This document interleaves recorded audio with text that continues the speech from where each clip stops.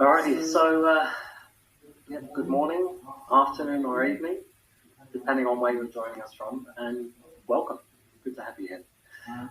Just first off too, I am recording this talk, and the slides and the transcript, I'm going to make those available after this presentation. So hopefully you can better concentrate more on what I'm saying than what's on screen. There'll also be a time for a Q&A at the end, or we can also catch up asynchronously. Probably just an important note as well, that the opinions expressed here are mine. They're not employers or organisations that I've worked with or for in the past or the present. So let's kick things off. So I'll be starting off with why agility, and I'll be talking about what's in this journey and what we're embarking upon. Then I'm going to look at moving on to the characteristics of non-development squads. And from there, where to start, which is sometimes often the hardest to determine. And I'll follow this up with a how-to, how we can make this real. Then strategies, challenges, and some further readings. Plus, towards the end, some contact details if you'd like to stay in touch. So let's kick things off. So to start off with, a quote from a favourite playwright of mine.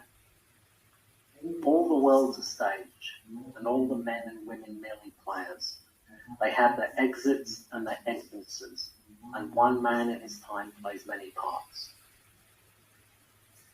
So in thinking about that, I feel that agility is like a journey with many twists and turns, with some straight sections where you can speed up, and some more treacherous corners where you may have to slow down.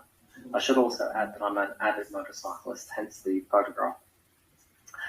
So I'll be touching on the use of frameworks later on, and these can act as signposts, helping us to anticipate what lies ahead and how we can best navigate this journey.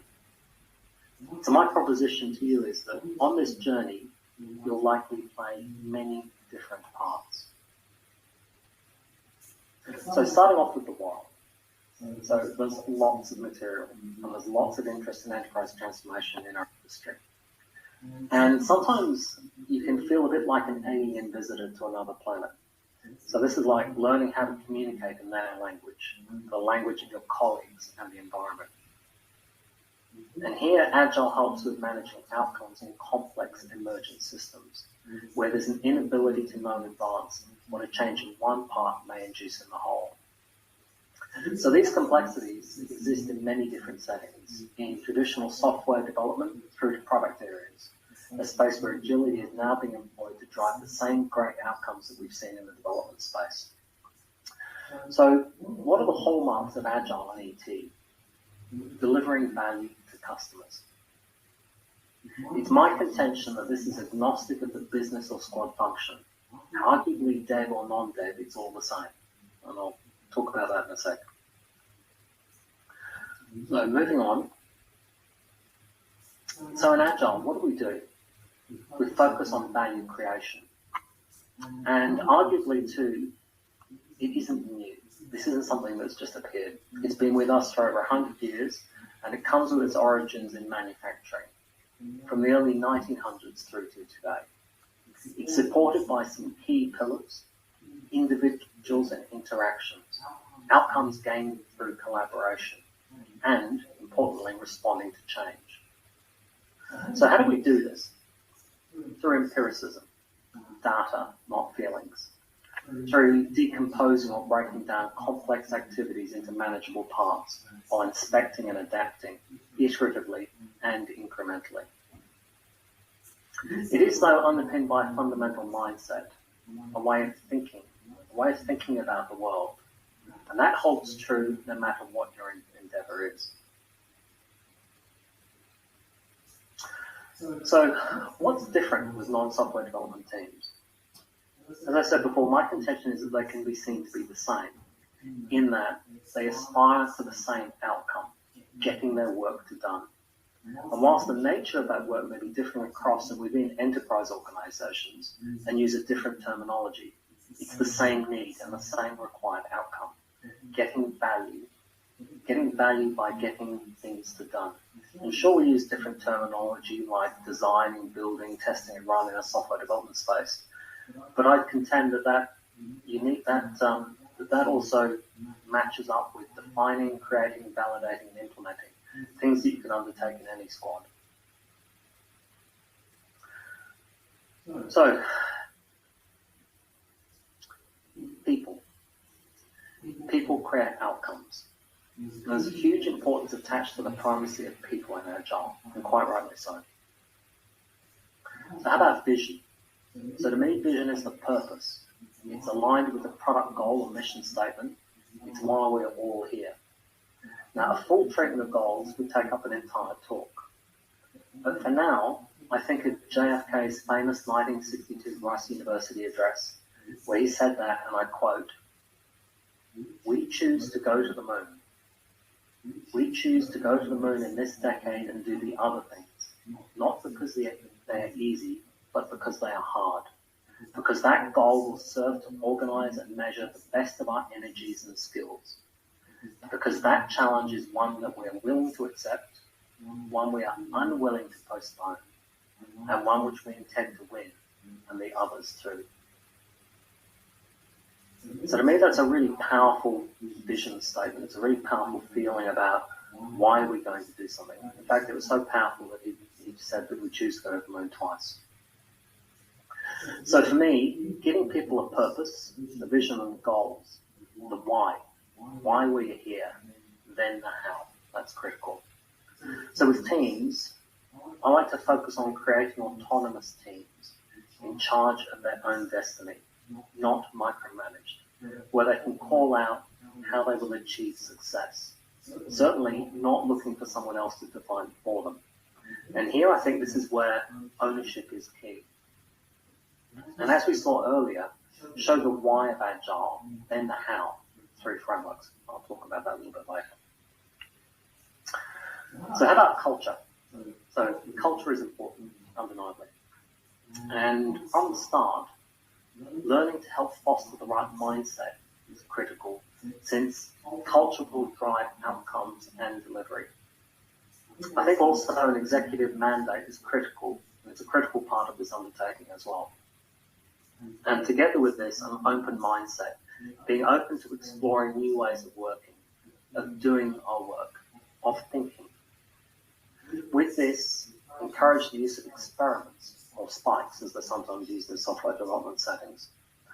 But critically, customer purposed outcomes are our primary objective. And that doesn't change whether it's development or non-development areas. So I love this image from the Hubble. And to me, it really highlights that the processes that create stars are simple, yet they're also incredibly complex. And I think for us, process plays a key role in combination with our people. For example, standardize where possible to install repeatable baked-in quality. Encourage end-to-end ownership of the value chain. Also develop feedback loops and bring decision-making as close to the work being done as possible. And I'm sure these are paraphrasing from a number of great Agilists who've gone before me, but as I think we'll see later on, these are key tenets and key foundations that allow us to be able to employ Agile in non-development areas. So, the money shot, I guess. Where do you begin? Where do you start? And this can be really hard to work out. Sometimes I think it's a bit like a ball of string. You can look and go, where do I start? So my advice to you is to start as you wish to proceed. First off, create a mandate for change and the use of a framework. I'll talk about that in a sec. But think about frameworks as an approach, a repeatable pattern, the superstructure supporting your Agile transition. Here, frameworks also help us to turn strategy, such as organizational change, into tactics and ultimately into outcomes. So what's a framework? Think of it as a building supporting structure, a conceptual structure encompassing rules, ideas, and beliefs. So how does this compare to a methodology? because we hear a lot of these phrases bandied around. So think of that more like a cake recipe, which is both detailed and prescriptive. My advice too is to start ideally with a lightweight framework. And this will help reduce the change burden on your staff. Oh yes, frameworks. Pick one. There are many. In fact, there are a great many number of frameworks. My suggestion though is to avoid changing frameworks too often though. You may get asked to move from Scrum to Kanban or to something else. But give the framework a chance to gel. Give it a chance to work. My recommendation here is also to start with a lightweight framework. For example, with Scrum. There are also, of course, many proponents of Kanban. And this can be really, really useful too, where there's lots of unforecast work. Think things like production support, break fix, or rapid legislative changes. Mind you, rapid could probably be a bit of an unusual phrase to pair in the same sentence as legislation. So, it doesn't matter. True. So some frameworks are seen by purists as more waterfall and agile. And my warning probably towards the end here is around project management approaches. So I think there's a bit of a danger sometimes in using these because they're often seen as old school, an old school type approach with a fixed mindset. And they typically bring sometimes a command and control structure along with them. So just on that though, I think it's important to call out though that the granddaddy of waterfall was Winston W. Royce. And I remember reading in his 1970s paper, I read it much later than 1970. And I remember reading there where he first described the waterfall model, and he stated that, and I'm going to quote this, quote, "The waterfall implementation described above is risky and invites failure." So that's really interesting that the gentleman who is attributed with the waterfall methodology also said this is likely to be risky and invites failure. So why did he say that?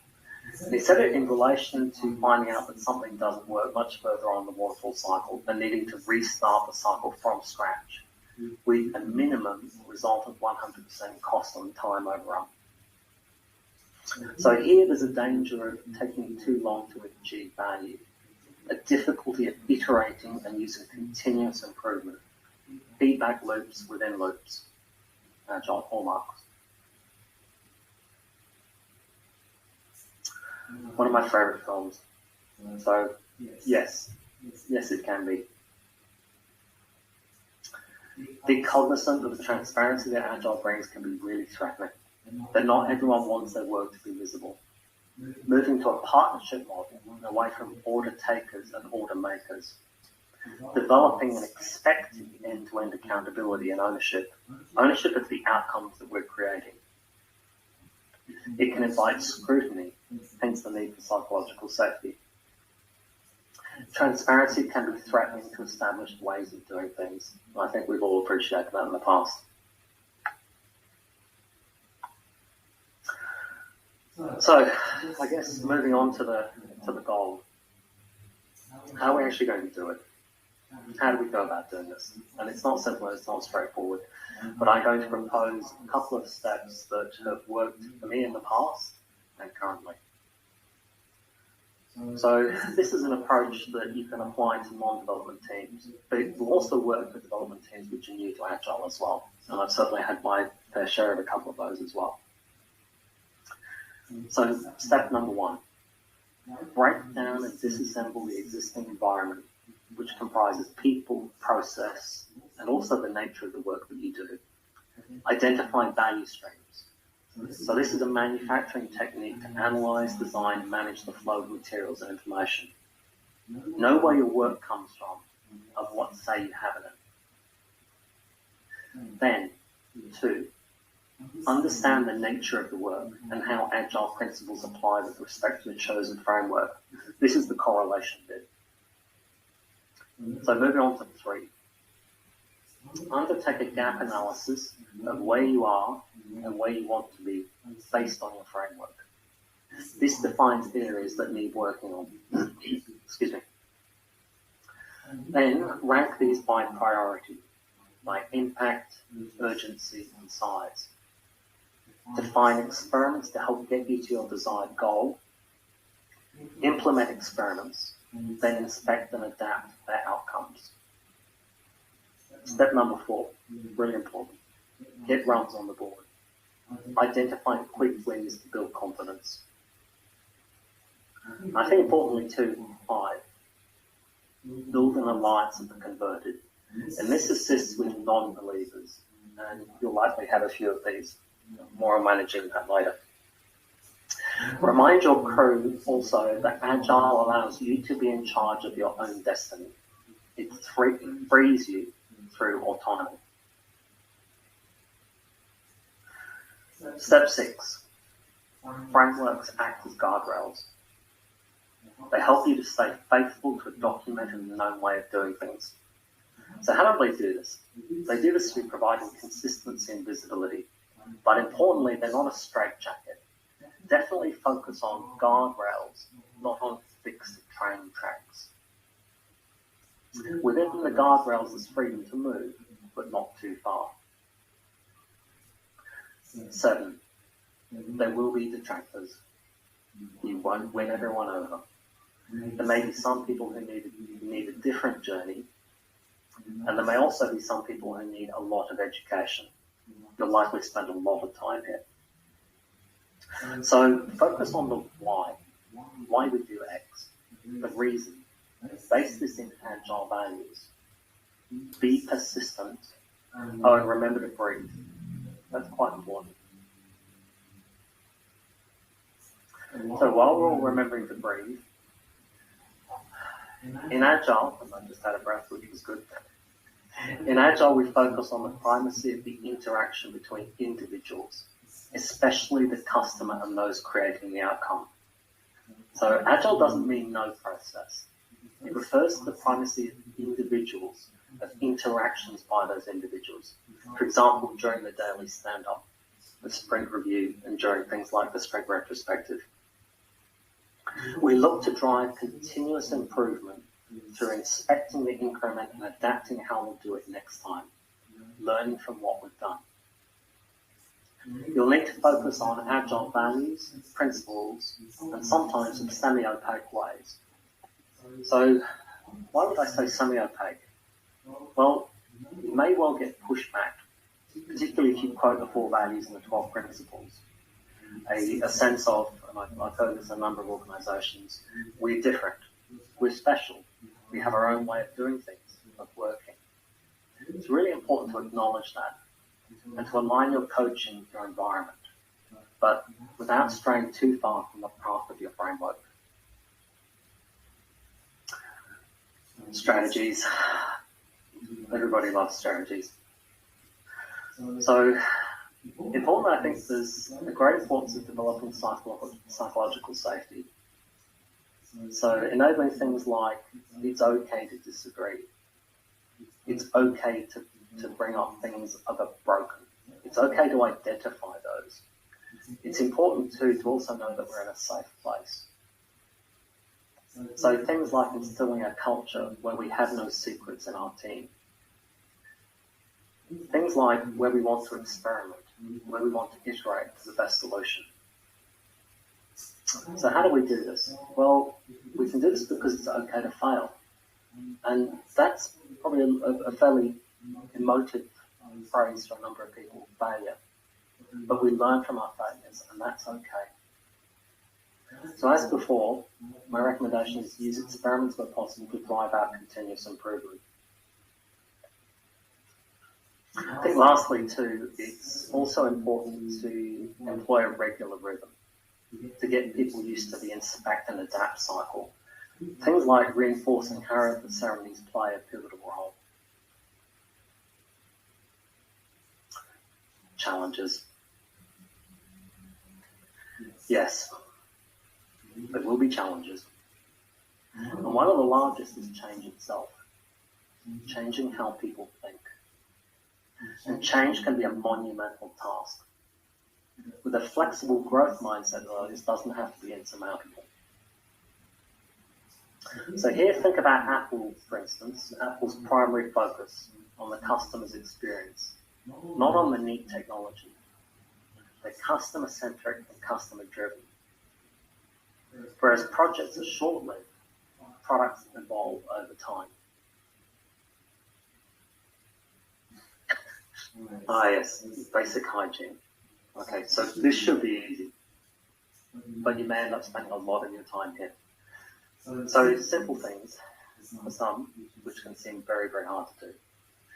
Things like putting all, and I do mean all your work, into your work tracking system with key facts loaded.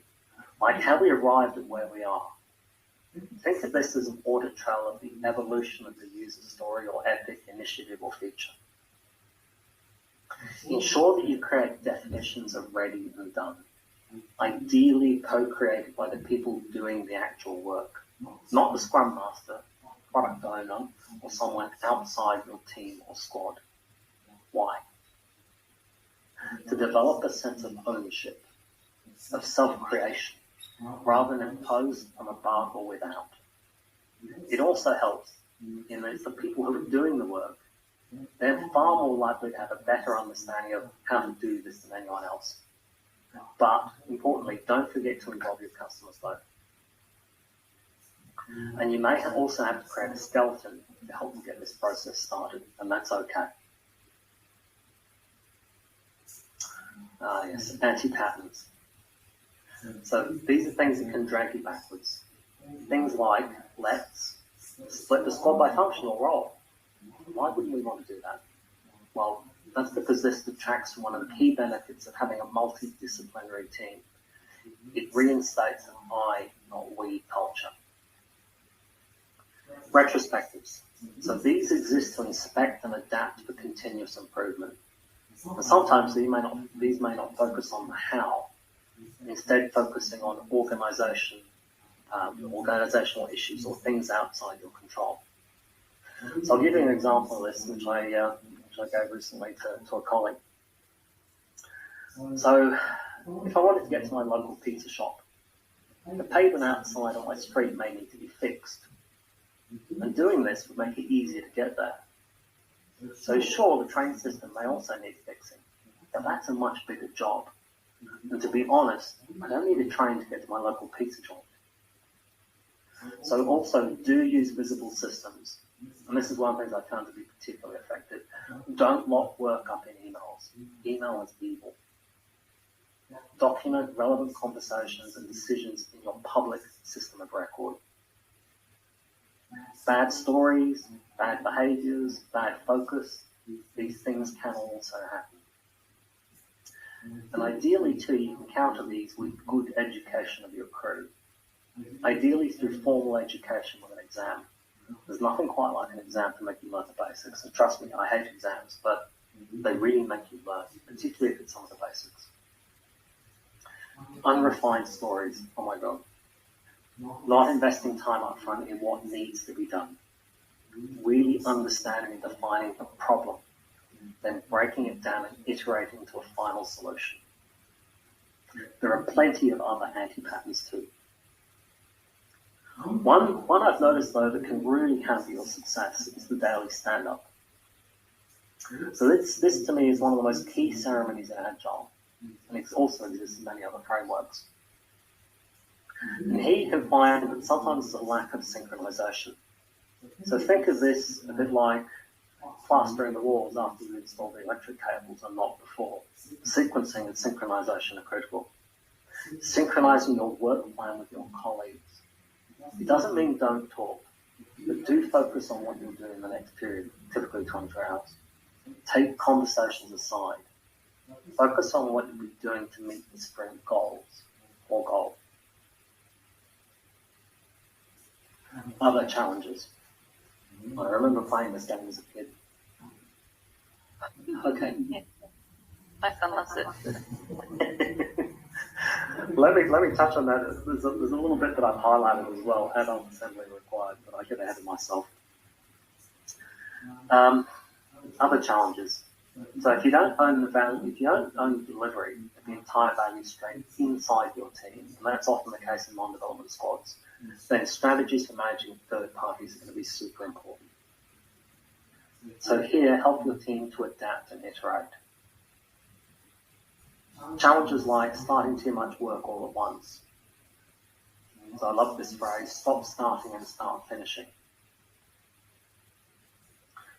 And on that, I once observed a sprint which commenced with more than 50% of the work already in progress on day one of the sprint, which is pretty scary. Obviously, a great conversation around stop starting and start finishing was had. Also, help foster collaboration and working together to complete what's already been started, developing a sense of co-ownership rather than that's not the work that I do. Sure, no one likes taking out the garbage or trash, like American friends, but it does need to be done. Help ensure that your outputs become inputs. You'll never build the perfect mousetrap on day one, but over time it does get better. And as I was just saying before, note on this image, the game from Mousetrap is designed for ages 6 up, you can see in the top right hand corner, but adult assembly is required. And that's you. That's you, the Agile coach or Scrum Master. Maybe the adult in the room, but I think we're all on that same learning journey.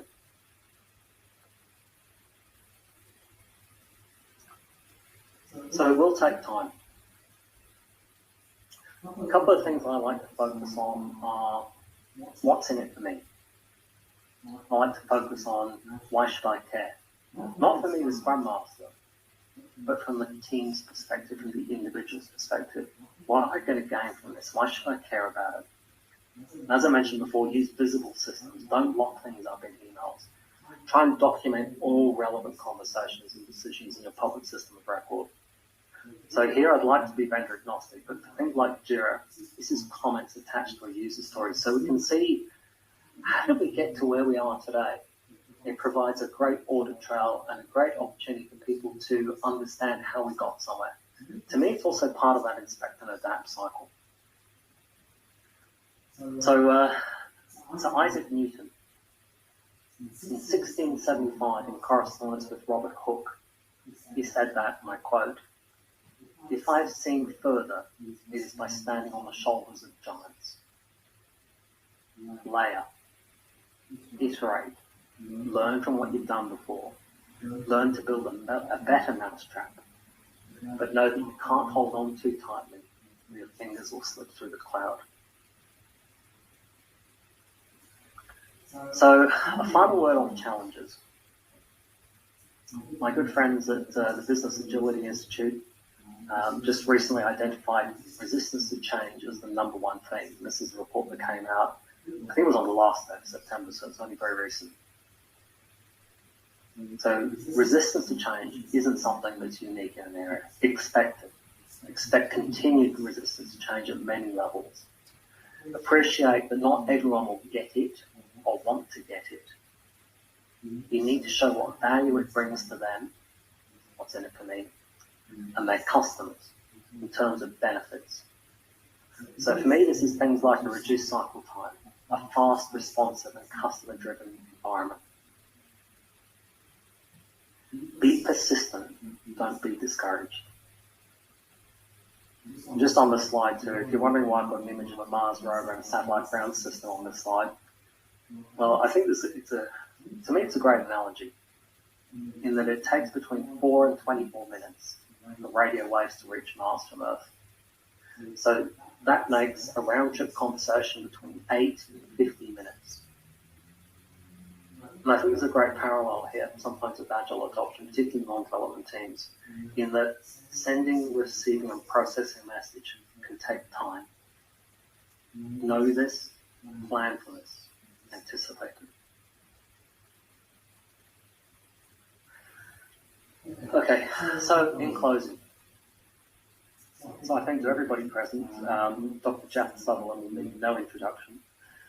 He's certainly one of a handful of preeminent Agile thought leaders and a man of enormous talent and intelligence. And when I was first asked by Grezi, who's here with us today, to speak at this free Access Agile conference, I reached out privately to Jeff to get his input. And here's an excerpt of our correspondence. I'm just going to read this out. So the question asked was, what do you think about barriers to agile adoption? And his answer was, amongst a number of other things that he replied, but this was the key one, I think. The two primary barriers are management and the teams themselves.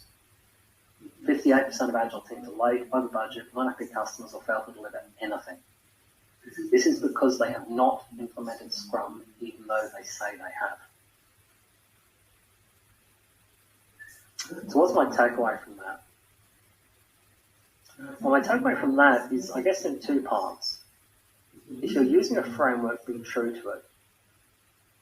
Remember, though, I'm going to quote this, Scrum is a process that helps surface the real daily process, structures, and a way of working that are continuously adapted to the actual context and current circumstances. And that quote was courtesy of Gunther, and I'm going to pronounce his surname incorrectly, so forgive me, Gunther Varian, a Scrum.org contributor, professional trainer, and self-professed Scrum caretaker. He also had a really great session last night, which started fairly late, my time, which was on value. So I guess from that, whilst it's important to implement the framework, be true to your framework, the framework isn't a straitjacket. We have the opportunity to iterate and to evolve. It provides us a set of train tracks that we can travel down. So, in summary, it's my contention that non-development squads aren't different, but they still create outcomes for our customers, and these outcomes are created by people doing complex knowledge work. For the second point, starting is the hardest part. 3, have, build, or enhance an open culture. 4, pick a lightweight framework, ideally lightweight. That's been the most successful way I've found of doing things. Correlate your environment with agile principles and agile values. Do a gap analysis. Rank these gaps. Define experiments. Implement and iterate. 5, build a coalition of the willing. So here, frameworks are also going to help enormously. So it's not just something that I'm guessing at. It's not something that Andrew just made up yesterday. Frameworks will help significantly in that space. Also acknowledge that you will be challenged, that this will take up a lot of your time. And I think somewhat controversially too, call out anti-patterns and dysfunctions. And through this, role model transparency. And I guess point 9, it will take time.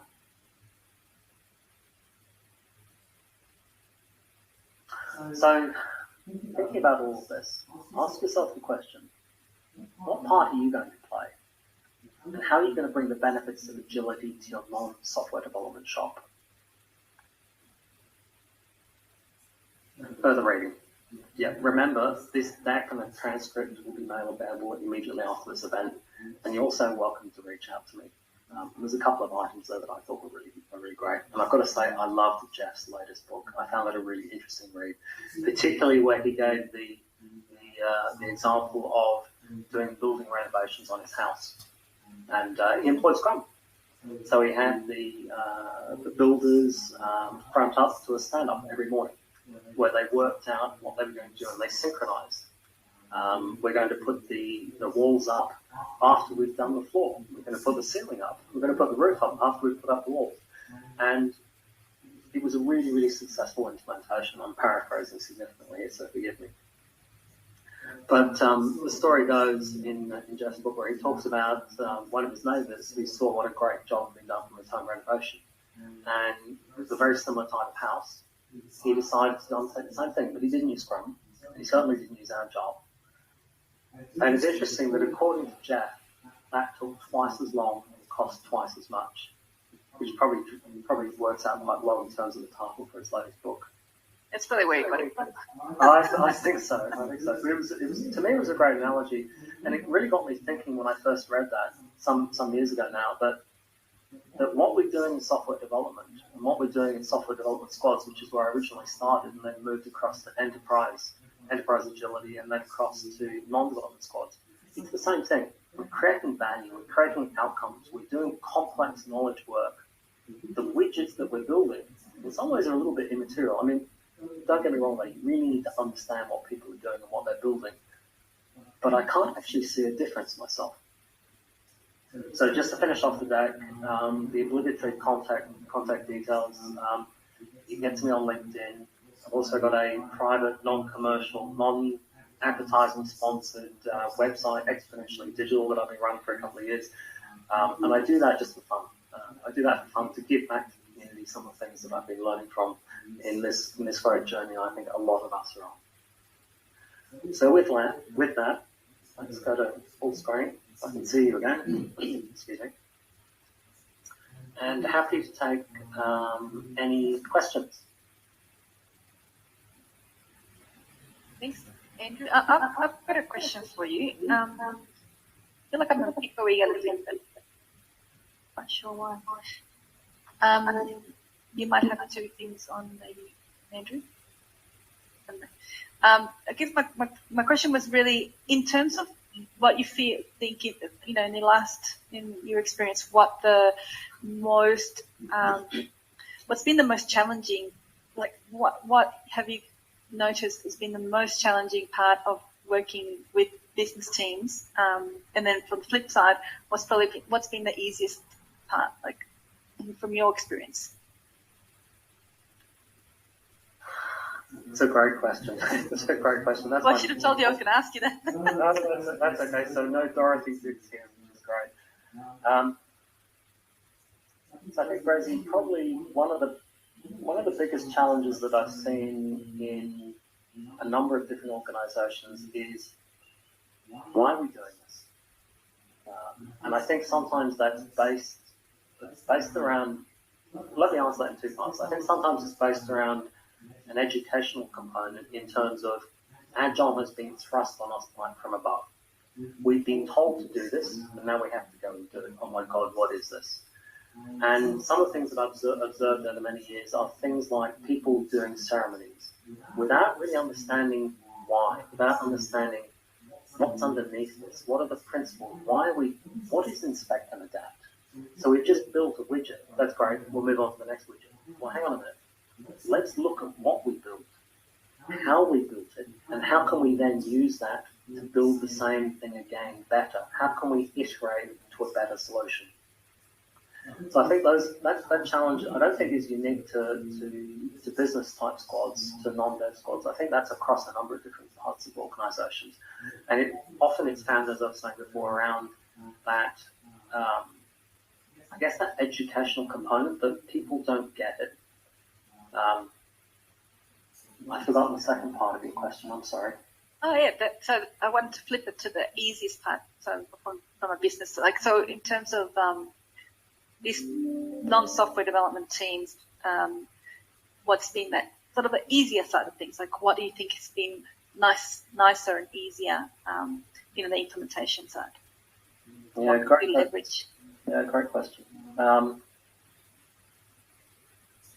So I think some of the things that have probably been easiest are,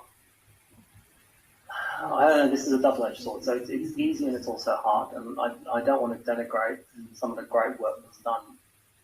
But I think sometimes when you're developing software, often you're creating something that has never existed before. You're creating something that has never existed in space or time. It's one of the things that I love about software, coming as a programmer type background, that what we do in software doesn't exist in space or time. You can't touch it, taste it, feel it, or smell it. It's not there. It's an extension of our mind. And yet what we often do in non-dev squads, it's more tangible, it's more real. And I think that's probably one of the big differences. So I think sometimes it's probably easier in some ways because they're not creating something from scratch. But of course, you can reference something else. Yeah. But that being said, with some of the squads that I've worked on in the past, they're doing break fix work. So they're implementing and iterating. They're creating better and better mousetraps as they go along. For some others, they're creating things totally from scratch. And certainly in my experience, it really depends. But I think one of the things I've always been impressed by is people's willingness to learn. If you can give them the vision, if we look back to JFK's Rice University speech, and I love that. To me, it's one of the all-time great speeches. I'm a little bit unsure what he meant by, and we will do the other things too. I was never quite sure exactly what that was meant to be. But to me, it's the vision. The vision is really, really important to set, the why. Why are we doing this? What's in it for me? And selling the vision around not just the product goal or the product vision, but selling the vision around why we're doing Agile and how Agile can help you and how Agile can free you. That it's not a straitjacket, that this isn't something that, oh my God, it's 10 o'clock, I've got to do the stand-up. Oh my God, it's 4 o'clock, I've got to do. No, these are opportunities to inspect and to adapt, to look at what we've built and how can we build that thing better? How can we make that better mousetrap? Hopefully that answers your question, Brady. Yeah. Anybody here got any observations or input in their experience about employing Agile or in non-traditional or non-software development teams? Feel free to comment or share your thoughts.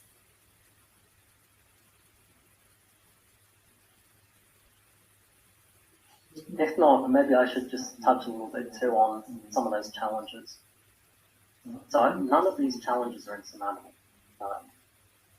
I think one of the hardest things is sometimes people get really disheartened by pushback, by this isn't applicable to what we do or how we do it. And to me, it's just something that you gradually need to chip away at. This is where you need to put on your Agile coach hat to help them to understand, as I said before, things about like purpose, about why we're doing it, and to help try and make things real. I know I said a couple of times during the session around what's in it for me, but to help people to appreciate that Agile frees them in ways that they haven't been able to be done before.